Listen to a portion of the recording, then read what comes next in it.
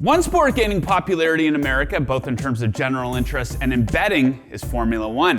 F1 is the pinnacle of motorsports and has numerous races at some of the most historic circuits around the globe. And with that global appeal and increased popularity comes more interest in the betting side of things. So if you've never bet on Formula One before, buckle up, because I'm here to break down the basics of F1 betting.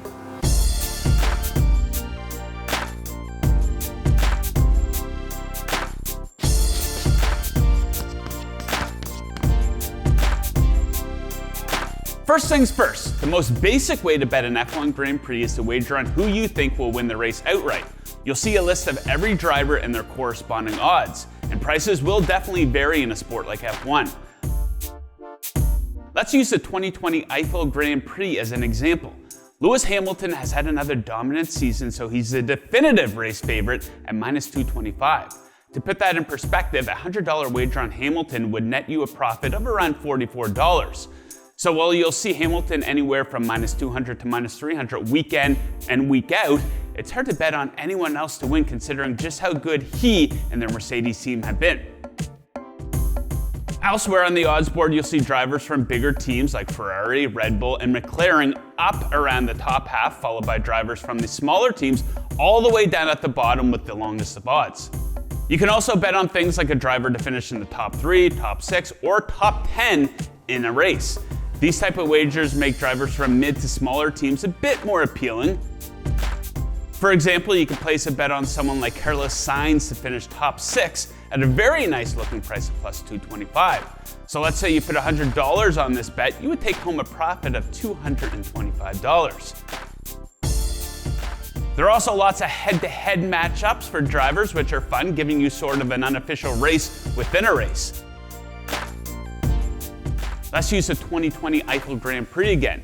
You'll see someone like Sebastian Vettel against Pierre Gasly.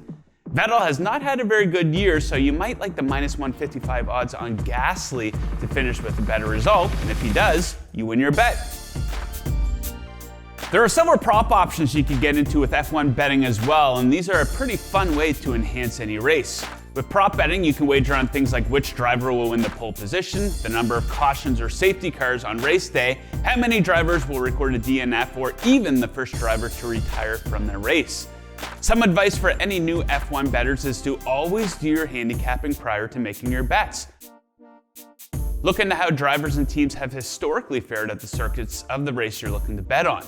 Pay attention to how they performed during Friday practice runs and qualifying on Saturday. Digging into these research points can help you find value in things like head-to-head bets and top 6 or top 10 bets.